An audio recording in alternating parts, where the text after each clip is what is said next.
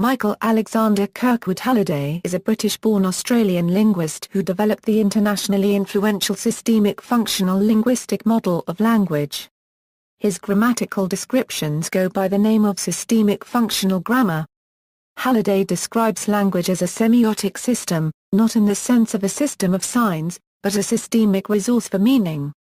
For Halliday, language is a meaning potential. By extension, he defines linguistics as the study of how people exchange meanings by languaging. Halliday describes himself as a generalist, meaning that he has tried to look at language from every possible vantage point, and has described his work as wandering the highways and byways of language. However, he has claimed that to the extent that I favored any one angle, it was the social, language as the creature and creator of human society. Biography: Halliday was born and raised in England.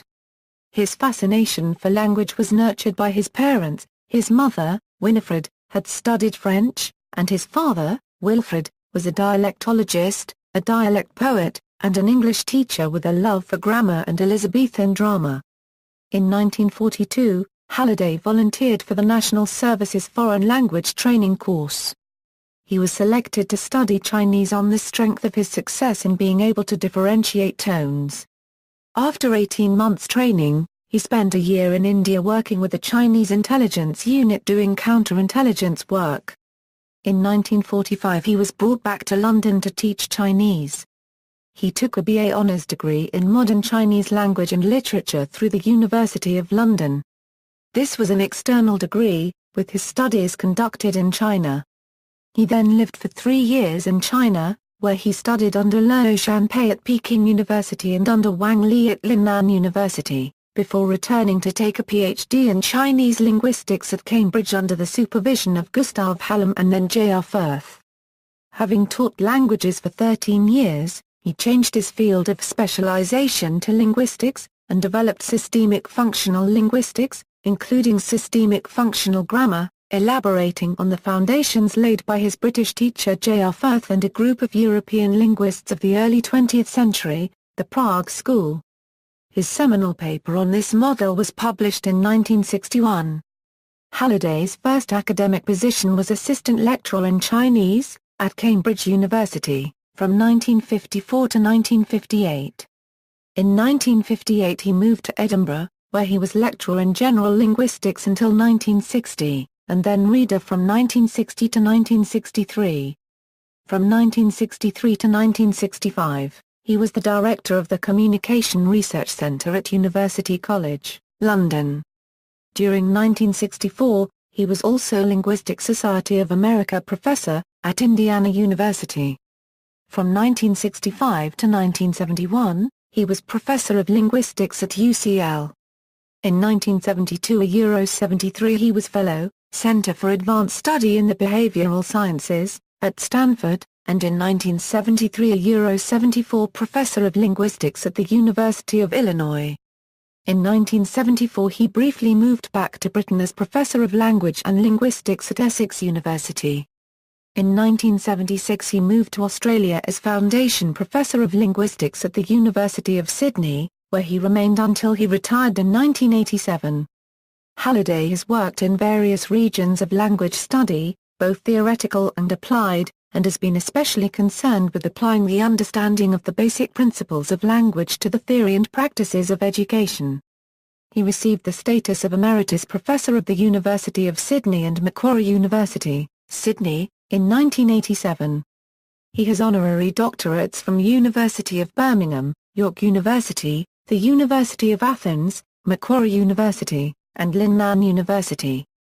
Linguistic theory and description. Halliday is notable for his grammatical theory and descriptions, outlined in his book An Introduction to Functional Grammar, first published in 1985. A revised edition was published in 1994, and then a third, in which he collaborated with Christian Matthiessen, in 2004. But Halliday unregistered trademark conception of grammar or lexicogrammar is based on a more general theory of language as a social semiotic resource, or meaning potentiale unregistered trademark. Halliday follows Rumslow and Firth in distinguishing theoretical from descriptive categories in linguistics. He argues that theoretical categories, and their interrelations, construe an abstract model of language. They are interlocking and mutually defining. The theoretical architecture derives from work on the description of natural discourse, and as such no very clear line is drawn between theoretical linguistics unregistered trademark and applied linguistics unregistered trademark. Thus, the theory is continually evolving as it is brought to bear on solving problems of a research or practical nature unregistered trademark. Halliday contrasts theoretical categories with descriptive categories, defined as categories set up in the description of particular languages. His descriptive work has been focused on English and Chinese. Halliday rejects explicitly the claims about language associated with the generative tradition. Language, he argues, cannot be equated with the set of all grammatical sentences, whether that set is conceived of as finite or infinite. He rejects the use of formal logic in linguistic theories as irrelevant to the understanding of language, and the use of such approaches as disastrous for linguistics. On Chomsky specifically, he writes that imaginary problems were created by the whole series of dichotomies that Chomsky introduced, or took over unproblematized, not only syntax semantics but also grammar lexis, language thought, competence performance. Once these dichotomies had been set up, the problem arose of locating and maintaining the boundaries between them. Studies of grammar, fundamental categories. Halliday's first major work on the subject of grammar was Categories of the Theory of Grammar, published in the journal Word in 1961. In this paper, he argued for 4 fundamental categories for the theory of grammar: unit, structure, class, and system. These categories, he argued, are of the highest order of abstraction, but he defended them as those necessary to make possible a coherent account of what grammar is and of its place in language. In articulating the category unit, Halliday proposed the notion of a rank scale. The units of grammar formed a hierarchy, a scale from largest to smallest, which he proposed as sentence, clause, group phrase, word, and morpheme. Halliday defined structure as likeness between events in successivity, and as an arrangement of elements ordered in places. Halliday rejects a view of structure as strings of classes, such as nominal group plus verbal group plus nominal group, among which there is just a kind of mechanical solidarity, describing it instead as configurations of functions, where the solidarity is organic. Grammar as systemic. Halliday's early paper showed that the notion of system has been part of his theory from its origins. Halliday explains this preoccupation in the following way: "It seemed to me that explanations of linguistic phenomena needed to be sought in relationships among systems rather than among structures in what I once called deep paradigms since these were essentially where speakers made their choices." Halliday's systemic grammar is a semiotic account of grammar, because of this orientation to choice. Every linguistic act involves choice, and choices are made on many scales. Systemic grammars draw on system networks as their primary representation tool as a consequence.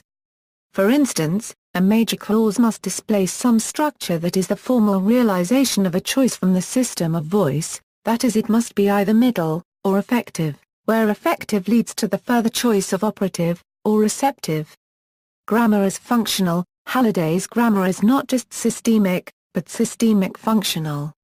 He argues that the explanation of how language works needed to be grounded in a functional analysis, since language had evolved in the process of carrying out certain critical functions as human beings interacted with their eco-social environment. Halliday's early grammatical descriptions of English, called Notes on Transitivity and Theme in English Parts 1 3, include reference to 4 components in the grammar of English representing 4 functions that the language as a communication system is required to carry out: the experiential, the logical, the discoursal and the speech functional or interpersonal. The discoursal function was renamed the textual function. In this discussion of functions of language, Halliday draws on the work of Barwon Courtelet and Malinowski. Halliday's notion of language functions, or metafunctions, became part of his general linguistic theory. Language in society. The final volume of Halliday's 10 volumes of collected papers is called Language in Society, reflecting his theoretical and methodological connection to language as first and foremost concerned with acts of meaning. This volume contains many of his early papers, in which he argues for a deep connection between language and social structure. Halliday argues that language does not merely to reflect social structure. For instance, he writes, "If we say that linguistic structure reflects social structure, we are really assigning to language a role that is too passive. Rather, we should say that linguistic structure is the realization of social structure, actively symbolizing it in a process of mutual creativity. Because it stands as a metaphor for society, language has the property of not only transmitting the social order but also maintaining and potentially modifying it." Studies in child language development. In enumerating his claims about the trajectory of children's language development, Halliday eschews the metaphor of acquisition, in which language is considered a static product which the child takes on when sufficient exposure to natural language enables parameter setting. By contrast, for Halliday what the child develops is a meaning potential. Learning language is learning how to mean, the name of his well-known early study of a child's language development. Halliday identifies 7 functions that language has for children in their early years. For Halliday, children are motivated to develop language because it serves certain purposes or functions for them. The first 4 functions help the child to satisfy physical, emotional and social needs. Halliday calls them instrumental, regulatory, interactional, and personal functions. Instrumental, this is when the child uses language to express their needs. Regulatory, this is where language is used to tell others what to do. Interactional, here language is used to make contact with others and form relationships. Personal, this is the use of language to express feelings, opinions, and individual identity. The next 3 functions are heuristic, imaginative, and representational, all helping the child to come to terms with his or her environment.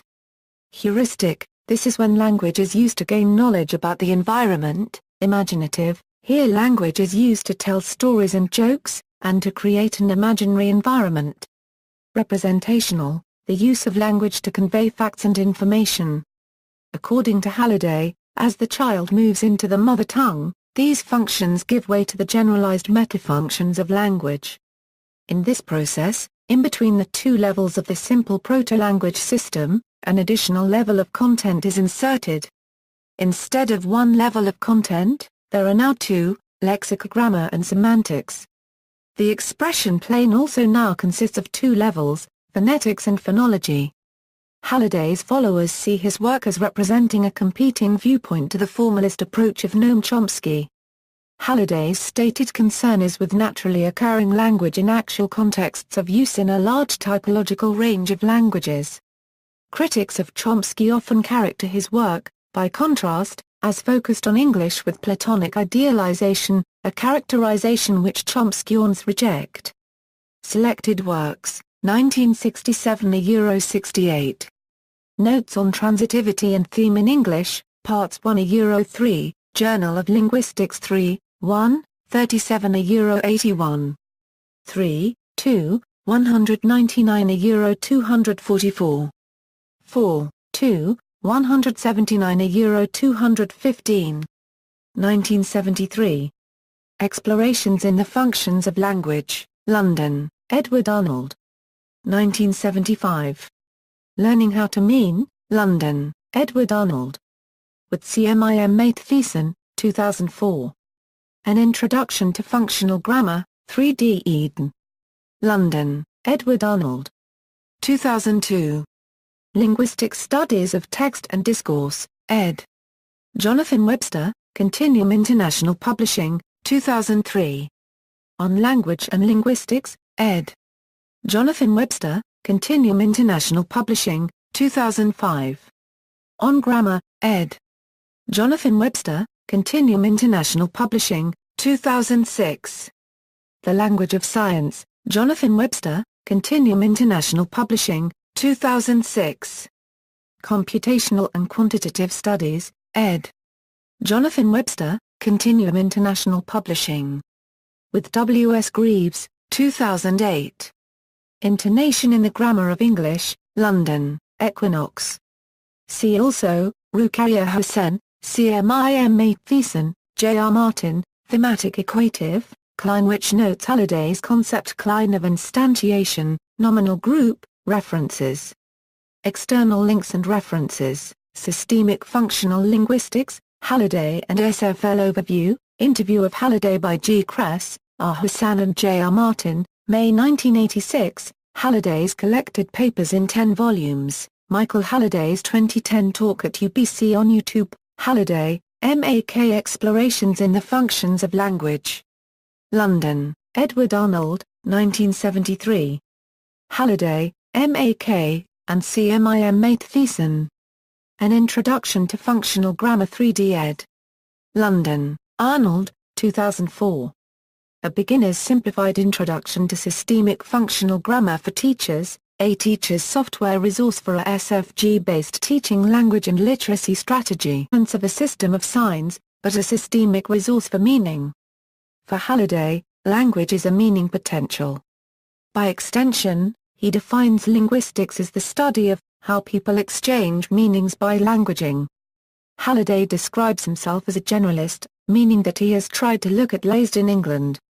His fascination for language was nurtured by his parents. His mother, Winifred, had studied French, and his father, Wilfred, was a dialectologist, a dialect poet, and an English teacher with a love for grammar and Elizabethan drama. In 1942, Halliday language from every possible vantage point, and has described his work as wandering the highways and byways of language. However, he has claimed that to the extent that I favored any one angle, it was the social, language as the creature and creator of human society. Biography: Halliday was born and volunteered for the National Service's Foreign Language Training course. He was selected to study Chinese on the strength of his success in being able to differentiate tones. After 18 months training, he spent a year in India working with the Chinese intelligence unit doing counterintelligence work. Michael Alexander Kirkwood Halliday is a British-born Australian linguist who developed the internationally influential systemic functional linguistic model of language. His grammatical descriptions go by the name of systemic functional grammar. Halliday describes language as a semiotic system, not in the